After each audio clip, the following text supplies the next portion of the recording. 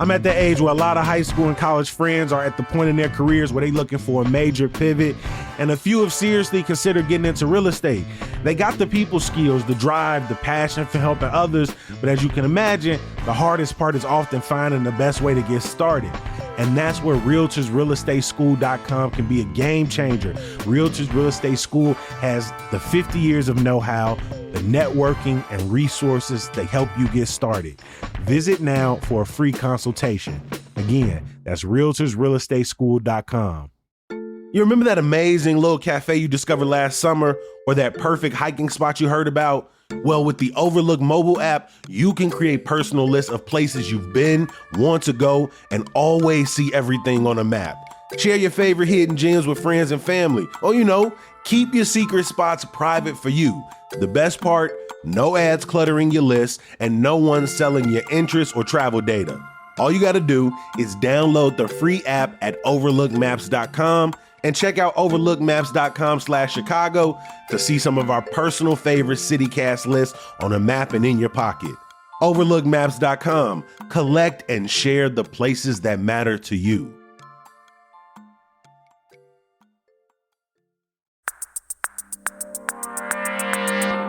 Today on CityCast Chicago, why are there still some CPS students without assigned classrooms? Why is the University of Illinois Chicago crime lab facing intense scrutiny? And we are saying goodbye to August, but not summer just yet. It's Friday, August 29th. I'm Jacoby Cochran, and this is what Chicago's talking about.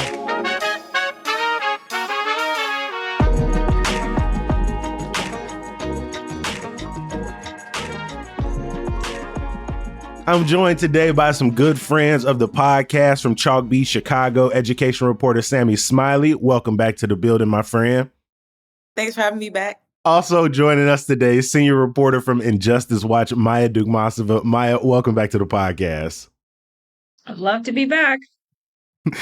Every single Friday, we bring in our friends to break down some big stories from throughout the week. But if you are new here, Friday isn't the only day we are rocking on CityCast Chicago. We are here Monday, Tuesday, Wednesday, and Thursday. And if this is your first episode, go back and listen to some of those. But before we jump into looking back on some stories, I first kind of want to look forward a little bit, y'all. This is our last episode of August, but the summer is not over yet. We're going to rock this thing through September. But is there something on your summer to-do list that you haven't gotten to that you still want to mark off? Maya, I'm going to start with you. I've been dying to go to Calumet Fisheries for years. And every summer, at the beginning of the summer, I say to myself that this is the summer. I'm going to make it down there and have myself some smoked fish. And I believe I can do it. This will be the year. I believe you could do it too. I think you putting it on wax like this is really going to help you. And I'm going to hold you to it. I'm going to send you an email in like 3 weeks. Like, oh, have you made it? Did you get your smelt? Did you get your fried shrimp? I got you. Sammy, what about you? What's something that's on your summer to-do list that you just haven't gotten to yet? This might sound so weird because it's something that everybody does quite often, even when it's kind of chilly outside, but I haven't gone to the Riverwalk. I haven't done the Riverwalk this summer either.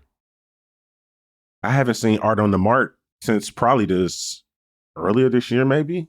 I want to hear from y'all too, though. 773-780-0246. With at least, let's call it a month left in summer. What is something in Chicago, across Chicagoland, that you still want to get to? Let us know your name, your neighborhood, and what's on your summer bucket list still.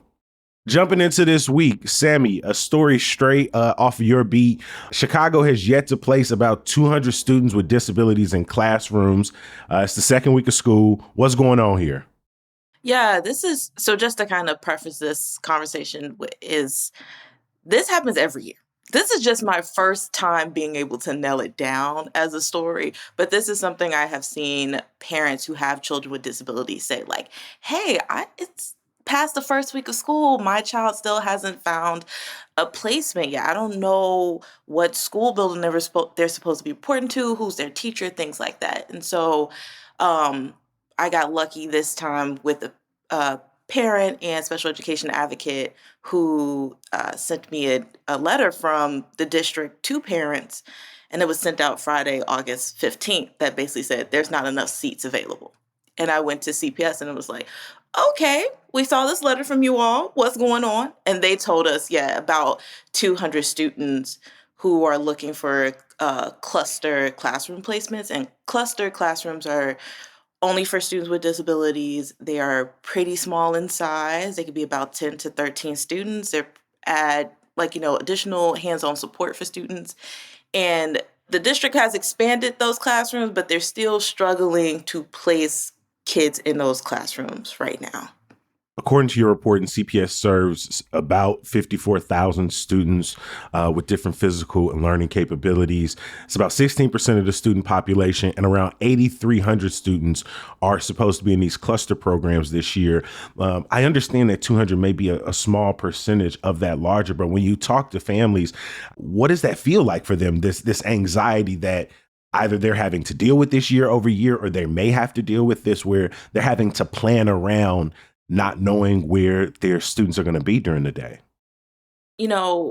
What I can see from online, from what parents are saying, is that it's frustrating not having a good idea for where your child is supposed to be at day to day is frustrating, especially when they don't have things, set up for them to go into a classroom and be successful, right? Also, some children with disabilities really need a constant and consistent type of schedule. If not, it throws them and their family off.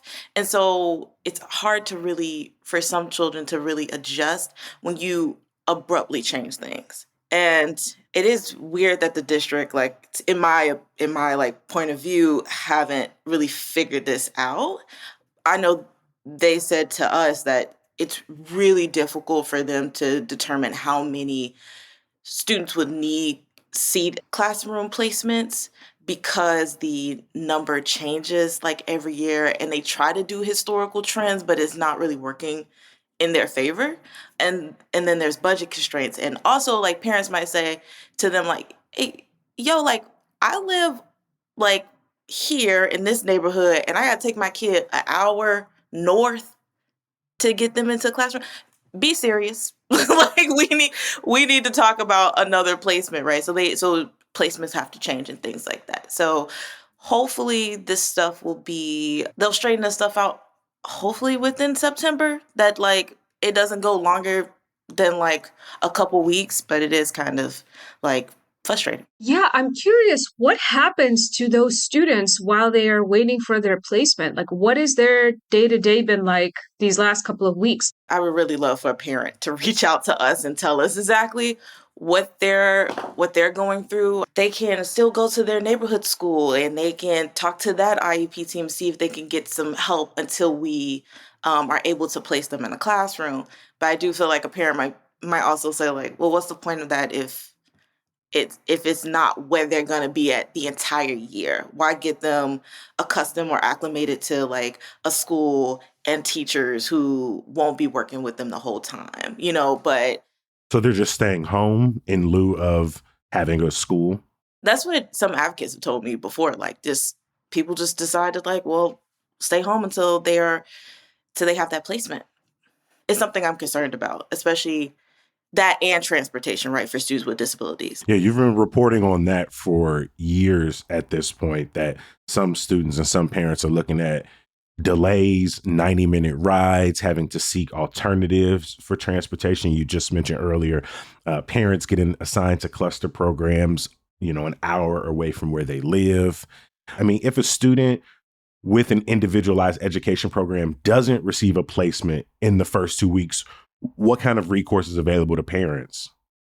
What should they expect to hear from the district? In the letter that CPS sent on August 15th, they had said a line there that said something like, hey, if you don't start receiving services within 10 days of the school year or the first day of school, or from what I know from my reporting, or when your IEP is finalized and you don't start receiving services within the 10 days that it's supposed to be implemented, you are supposed to receive a letter either from your case manager or from the Office of Students with Disabilities that's supposed to tell you basically what's going on, what actions are they taking to fix it, and then what measures a parent can take in order for them to receive compensatory services or basically to get additional help. So that is some steps that parents can take. And I know, honestly, I'm sure plenty of parents have dealt with this quite a bit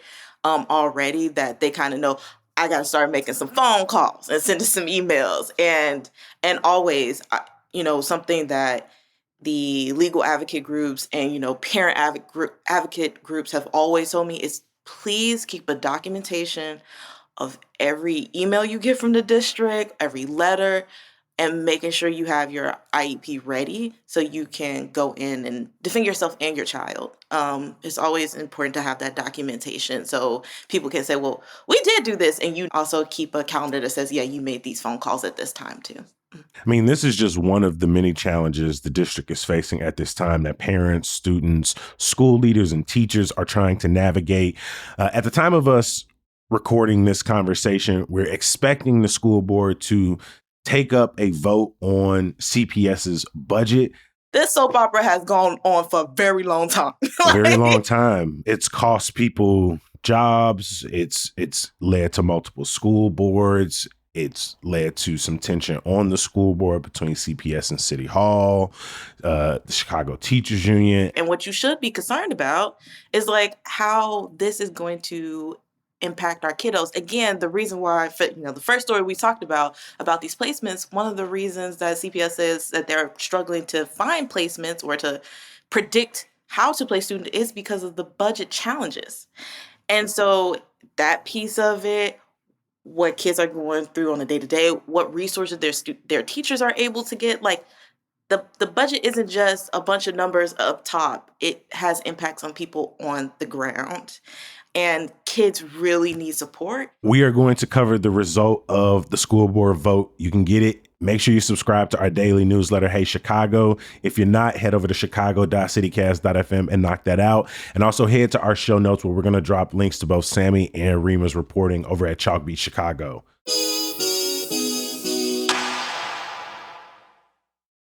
You're going to want to bring your tissues for this fascinating theater pick. Come From Away is at Paramount Theater in Aurora. The show is based on a true story, y'all, of a small town in Newfoundland that took in nearly, get this, 7,000 stranded passengers from over 100 countries after planes were grounded because of the 9/11 attacks. 38 of those planes, international flights, landed in Gander, the town that welcomed the world.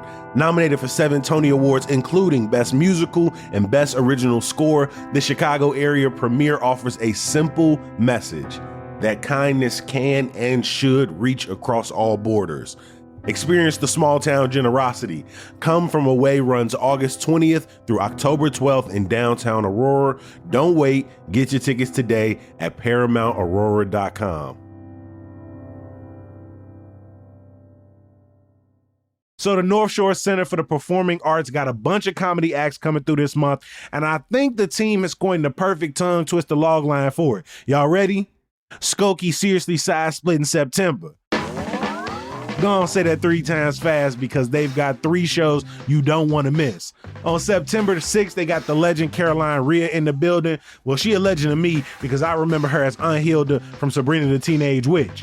On September 20th, Emmy nominee and the only Olympics commentator I want to hear from, Leslie Jones, is coming to blow the roof off that mug.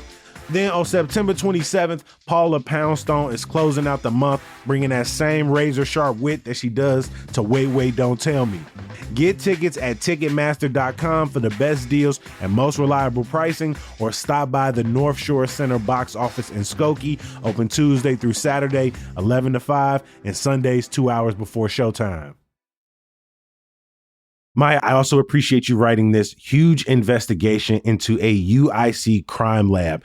I'm going to need you to break this down for listeners. As I was reading through it, when we talk about DUI, so much of that is, I think, focused on like drinking and driving.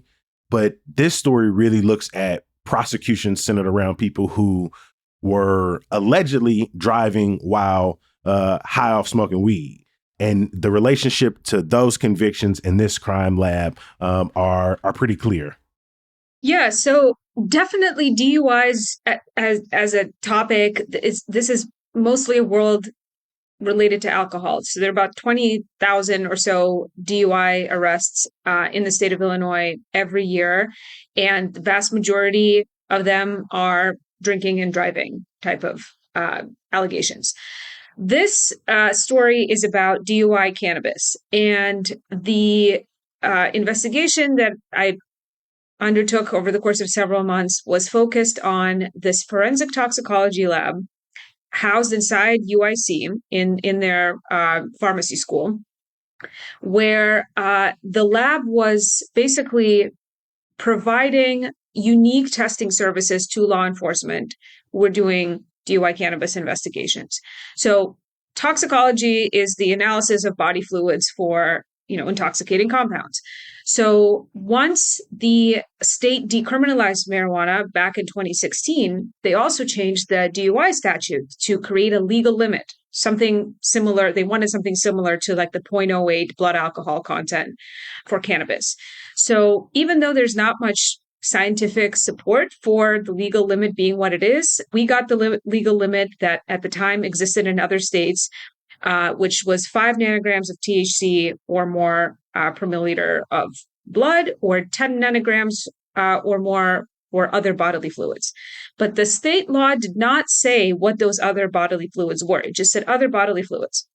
So this lab, the scientists there decided that urine was fair game as one of those other bodily fluids. Now, if you know anything about marijuana, if you enjoy smoking or, consuming marijuana, if you've ever had to do a drug test for work, one of the basic things you know about it is that remnants of it can show up in your urine for a very long time. That's why a lot of people stressed about passing a drug test are like trying to drink a lot of water or cranberry juice or whatever to like flush their systems out.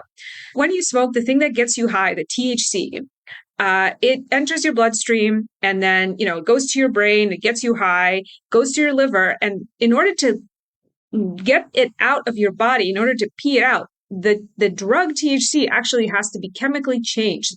The body metabolizes it, changes its molecules, makes them water soluble, and then it can exit your system in the pee. But that stuff that's in your pee, those metabolites of THC, they can be there days, weeks after you last smoked. So analyzing urine is pretty useless if you're trying to figure out, is someone high while driving right now? We just pulled them over. Is this person high?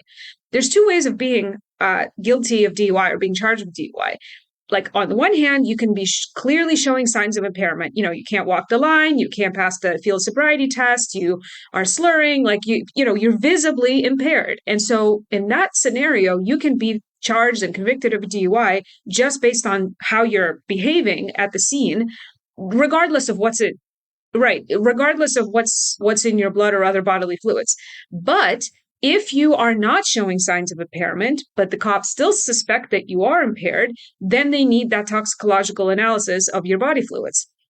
And so after the decriminalization of marijuana, this lab comes in and is like, hey, we have this great service. We can do urine-based analysis for DUI cannabis investigations. And the cops loved it because it's much easier to collect urine. Like if alcohol is involved, they can give you like a field test, right? You blow into the little thing. Mm-hmm. Is there a version of that? Right, a breathalyzer. Is there a version of that for weed, or is that one of the reasons they needed to go find like this crime lab?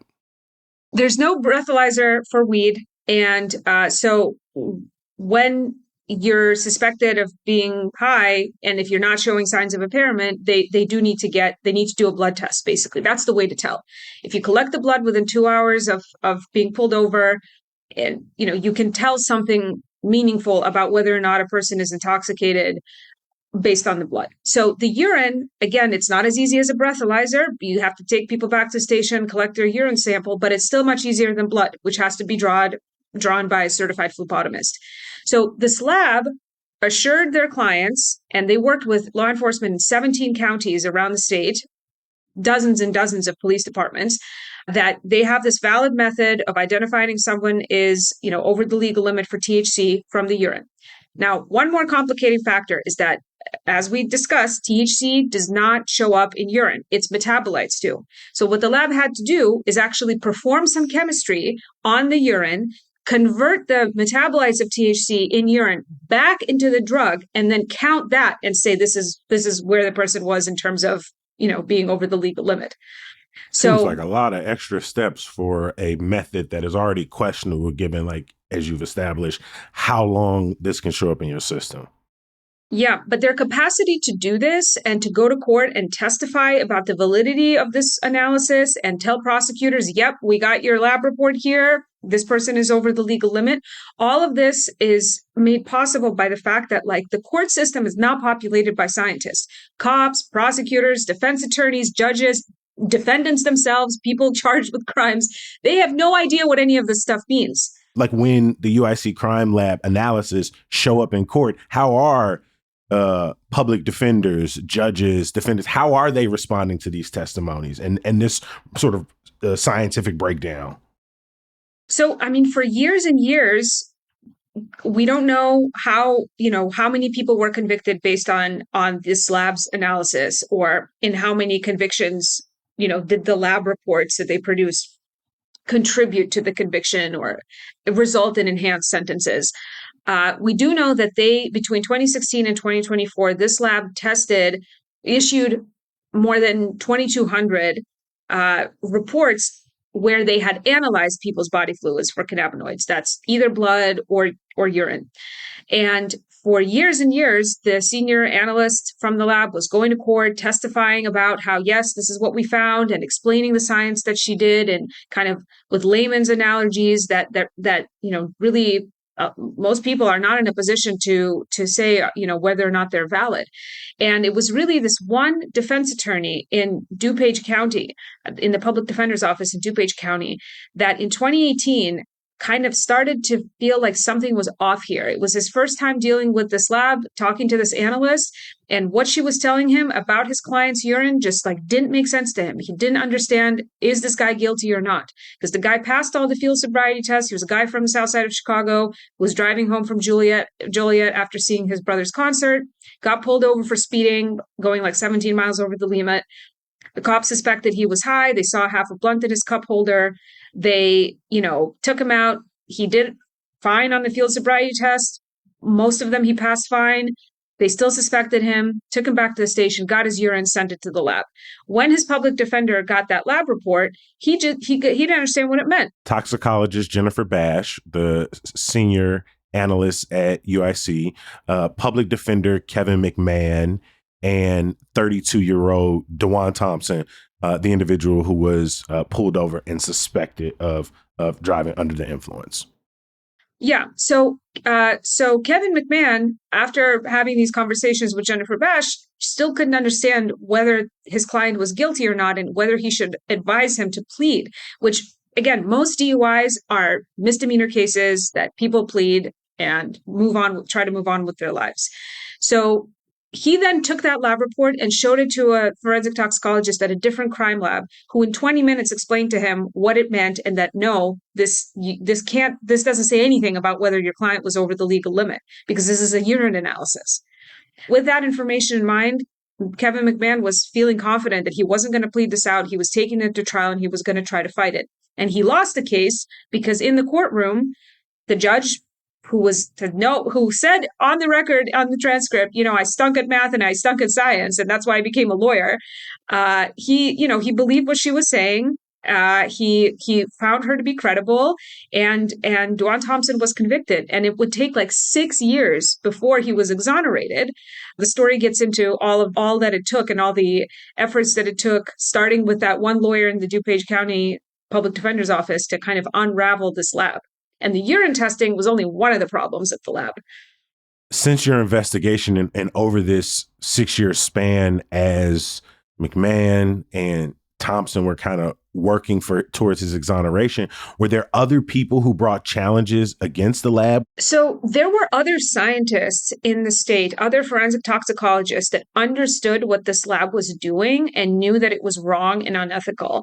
And people who tried to talk to the lab director and try, have some conversation about, hey, this is not what you all are doing is not right. And no one was successful in making any inroads with the lab. No one at UIC apparently knew what was happening at the lab. Nobody was monitoring the science happening there. The lab had accreditation from an international accrediting agency, which kind of gave it like a real gloss of legitimacy. But when the accreditation body, this is one of the things I learned investigating the story, accreditation in forensics, it really doesn't look into what you're doing scientifically valid. How are you testifying in court about what you're doing? Is that valid? Accreditation just looks like, okay, are you following standard operating procedures that you have written down that are in conformance with how standard operating procedures should look? And are you doing the things that you wrote down you're doing? So the accreditation agency never, flagged some kind of invalid science happening at this lab. And then the other thing that happened there is in 2021, they actually found out that their machines were not really set up to distinguish between Delta 9 THC, which is the type of THC that's literally referenced in the state law that you have to have in your body to be guilty of DUI, and Delta 8 THC, which, weed aficionados might be familiar with. It's a different type of cannabinoid, very similar to Delta 9. It is psychoactive, but it's not illegal, and the law doesn't say anything about Delta 8. So a bunch of crime labs around that time discovered that they were having this issue, that they needed to change how they set up the machines in order to properly see the difference between the two when they send like blood and other body fluids through the machine to analyze it. They saw the results that the machines was not telling the difference, and they did not do anything about changing their method. They just kept on testing, kept reporting that this is how much Delta 9 someone has in their system, even though at the state police, which actually runs most of the state's crime labs, they found the same problem. It was like they issued a big letter to all the prosecutors in the state and issued over 1,000 amended lab reports saying like, hey, these results may not be accurate. This UIC lab didn't do any of that. And it wasn't until then in 2024, when the lab closed, the university shut it down for financial reasons. They confirmed that they were having this problem. And to this day, not a single defendant whose body fluids were tested has been notified that, hey, there might have been some problems with the lab results related to your case. Were you able to find other people who were currently trying to get convictions overturned based on the testimonies from this lab, even though they've been closed? I found like dozens of cases where people had been convicted, based on the lab's testing, or either based solely on the lab's testing or with the assistance of evidence produced by the lab. And there have been more than a dozen people have actually been exonerated in DuPage County because of the advocacy of the DuPage County Public Defender's Office. There hasn't been a similar push in any other county to do kind of a mass review of all these cases connected to the lab. I found, again, as I said before, most DUIs are misdemeanors. Most DUIs are not cases where you're going to have prison time unless it's like somebody's had multiple DUIs in the past or was involved in a fatal car accident or a car accident that gravely injured someone. But I did find a couple of people who are currently incarcerated. One of them would not be incarcerated at all if it wasn't for this lab report. So there's been a very simple proposal to change the law to make it clear that other bodily fluids does not include urine. And State Senator Julie Morrison introduced an amendment to the DUI statute to make this change. But it's been kind of strange because the bill never got any committee hearings. There were never any co-sponsors on it. I contacted Julie Morrison multiple times over the last winter and spring to talk about the bill. She didn't want to talk to me about the bill. It is like a change that has been recommended by the Forensic Science Commission, which is this body we have in Illinois as of a couple of years ago that's supposed to oversee the quality of forensic sciences. But the rub is really there. This story is about a lab that no longer exists, about an analyst that is not working at that lab anymore. It is a story on the one hand about UIC kind of failing in their ethical, obligations, but on the other hand, it is also a story about the total lack of forensic science oversight in our state, and that is typical around the country. But it was chilling to learn how no one is watching, no independent body is charged with overseeing the quality of forensic sciences. This Forensic Science Commission that was created a couple of years ago, it's an advisory body that is housed inside the Illinois State Police and chaired by the head of the Illinois State Police. And the Illinois State Police is running most of the state's crime labs. This little lab is like a tiny little, it's a drop in the bucket. It is a bit player in the space of forensic science in the state.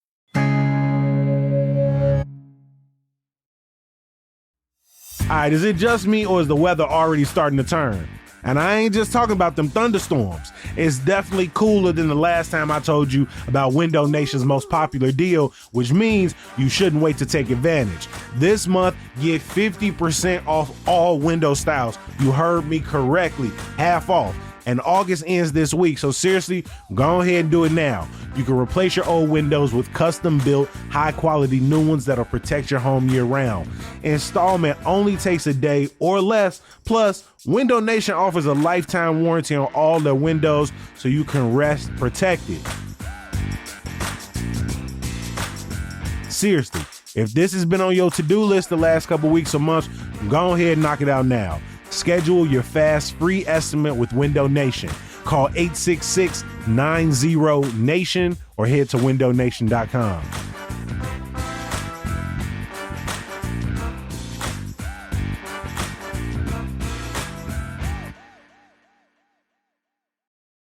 Every single episode of CityCast Chicago ends the exact same way, and that's with some good news. But I'm ready. Oh man, I can't stop singing it. Sammy, what is your good news for us today? My good news is that the month of August always brings my birthday around. For this birthday, I decided to travel and go somewhere that I haven't been to. No one in my family has gone, and my partner's like, I ain't been there neither. So we decided to take a trip to Seattle, Washington. Sammy Smiley in Seattle. Yeah, I mean, it's perfect, right? Mm-hmm. I really loved it out there. I mean, it's not better than Chicago, of course, you know. Also, I can't tell you if there's good food, if they have a good food scene or not. But I will tell you the views were nice. The water, the mountains. Did I go see a mountain in person? No. But did I see it from the Space Needle? I did see it with my own two eyes. So that was fun. And I did like a chocolate factory tour when I was there. I went to quite a few of their museums. Their Museum of Pop Culture, I need to go there like 3 more times. It is huge. They have a lot of information there. They have so many different exhibits. I was like, we kind of need something like this in Chicago. We need one of these. We need one of these. Over to you, Maya. What is your good news for us today? It's light jacket weather. I have gone out in a crew neck, a hoodie, a light jacket. I've taken 3 brisk ass walks this week, and I've enjoyed every single one a little bit more than the last. I don't believe or accept the notion that summer is over. I feel like we're going to have a bounce back heat wave in September, and it's going to be glorious to be on the beach. But right now, after all the heat we had, it's lovely to put on a little light jacket. A little fake fall. We got fake spring. We can get a little fake fall. I am not at that point yet where I'm like get me out of summer completely. I'm not a person who's going to complain about the heat because I know where Chicago will end up by year's end. But the smile on my face as I walked outside for like a little 65, 66, 67 degree walk, it was glorious. I wish I could just live between 65 and 75 perpetually. I'd take it. Sammy, are you a heat of summer or breeze of fall kind of person? You know, I was born in the heat wave of 95. So I'm all good with the heat. I just told people my age. Hold on. That felt like a deacon. I was born in the heat wave of 95. I can handle the heat. My good news this week is two-part. One, I want to give a huge shout out to the rally that's taking place on Monday for Labor Day workers over billionaires from 11 a.m. to 1 p.m. It's going to start at the Haymarket Memorial. And then something a lot more personal. I finally was able to schedule a pickup over at Bad Butter at the Emily Hotel with Chef Dan, who's the former, I think, executive chef or pastry chef at Soho a few years ago and has been running pop-up bakeries across the city. And this space over at the hotel, I got a peach kouign-amann that I'm really interested in, blueberry and lemon Danish, some chocolate chip cookies. So I'm excited for that because I'm doing that Saturday morning before I head over to the Music Box Theater later that day to see the premiere of Lurker. And watch a little sit down with writer-director Alex Russell and Zach Fox, who I think is absolutely hilarious. So I'm looking forward to that. Got a good march on Monday. I'm excited for a little chill Saturday as well. I want to give a huge thank you to our guest today. I'm going to drop links to all of their work in the show notes. From Injustice Watch, Maya Dukmasova. Thank you so much for joining us, Maya. Thanks for having me. And from Chalk Beach, Chicago, Ed reporter Sammy Smiley. Thank you for making time as always. No problem. Thanks for having me. Before we get out of here, I want to give a huge thank you to the entire team behind CityCast Chicago and Hey Chicago. Our executive producer is Simone Alisea. Our producer is Michelle Navarro. Our Hey Chicago newsletter editor is Emmy Mack. Our social media manager is Rick Homuth. The music we all love is from Sam Thousand, All the Kimonos, and Mark Greenberg from the Mayfair Workshop. Hey, if you enjoy the podcast, the newsletter, and you want to show us a little extra support, please consider joining our CityCast Neighbors program. For $10 a month, you'll get access to ad-free listening, members-only events, an email every week giving you some of our favorite events happening in and around the city. And of course, like I said up top, you get to know that you're keeping the homies around for a couple extra podcasts, a couple extra newsletters. All you gotta do, throw us a couple extra coin. You feel me? You can sign up at membership.citycast.fm or visit our website, chicago.citycast.fm. We are going to be off on Monday for Labor Day, but we'll be back bright and early on Tuesday with our guide to September. I'll talk to you then.